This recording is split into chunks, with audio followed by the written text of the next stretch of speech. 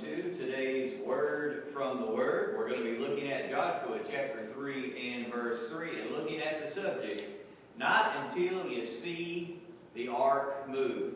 FYI, during this shelter in place, I am taking my family through the book of Joshua verse by verse. Those outlines are available to you.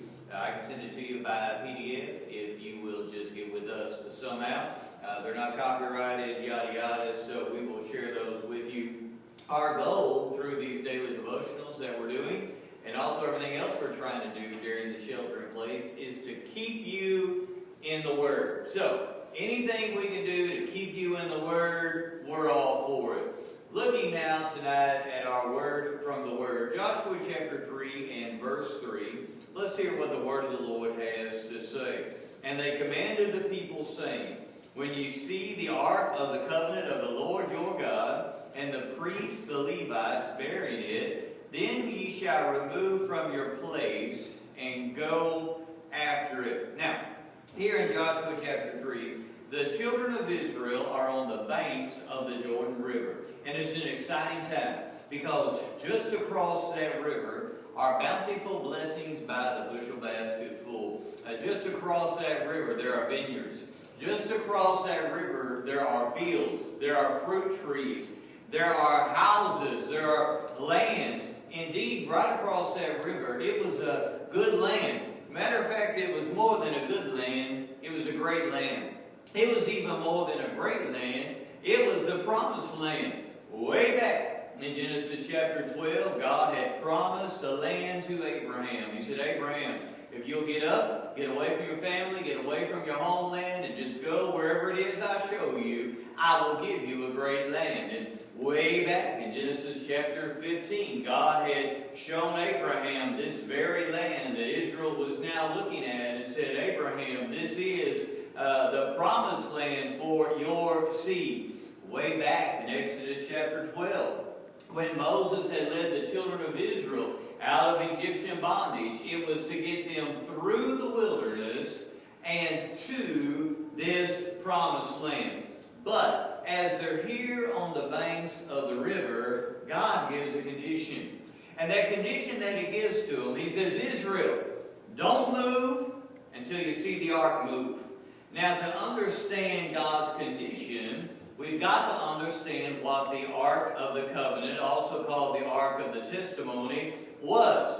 The best commentary on the Word of God is the Word of God. And the Ark represented the presence and the power and the blessing of Almighty God. It was there that God had told Moses that He would speak to him. Exodus chapter 25 and verse 22. Hear the word of the Lord. It says, thou shalt also make, that's 23, and there I will meet with thee, and I will commune with thee from above the mercy seat, from between the two cherubims, which are upon the ark of the testimony, of all things which I will give thee in commandment unto the children of Israel. It was there that on the Day of Atonement, God showed up in a cloud. Let's go to Leviticus chapter 16.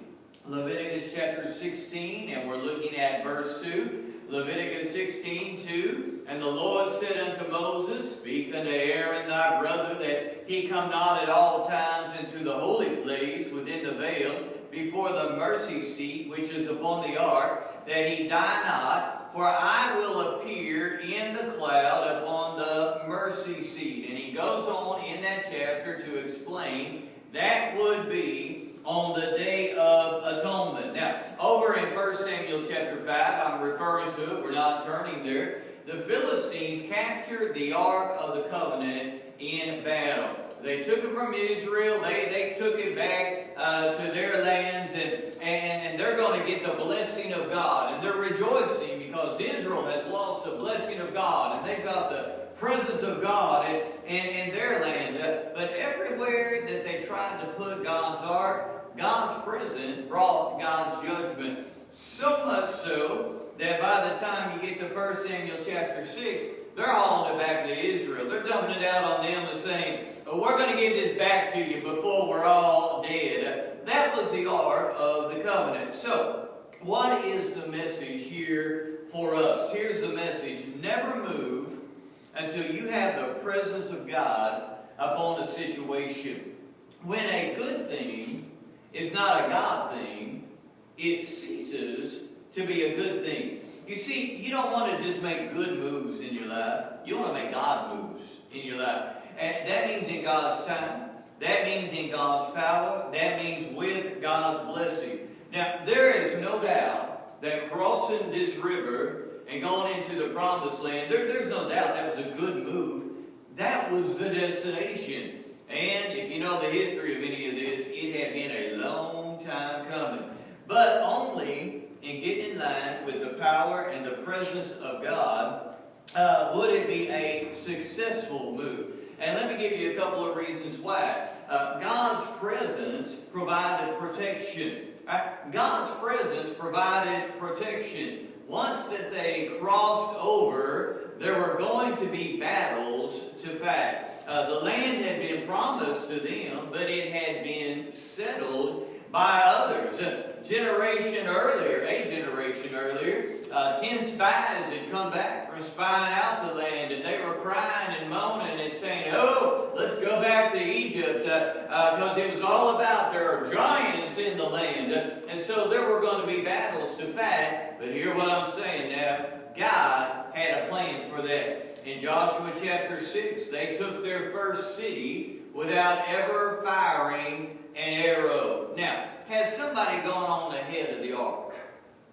Has somebody got ahead of God? It was going to be him against every enemy that he met over on the other side of the river. I don't know about you tonight, but I'd rather have Almighty God fighting my battles. I'd rather be in God's presence. I'd rather be operating in God's power so I can claim God's promise. Be of good cheer, little children. You have overcome them, because greater is He that is in you than he that is in the world. Let me tell you the second thing that getting in line with God's presence and power did. God's presence provided provision.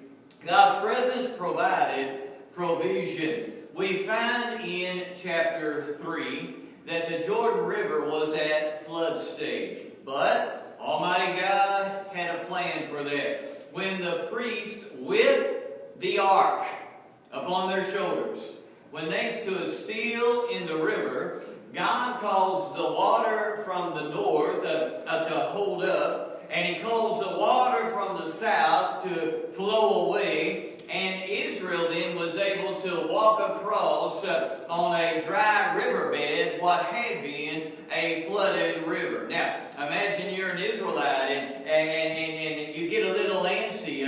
Well, listen, my friend, then you're on your own. Then you got to swim. You got to fight. You got to struggle across a flooded river and just hope that somehow you make it. Listen to what I'm saying tonight. Some of you out there, you're beat up and you're beat down. You're worn out and you're tired out. And frankly, you're put out because you're fighting, trying to make something happen in your life. Listen, don't make a good move until it's a God move.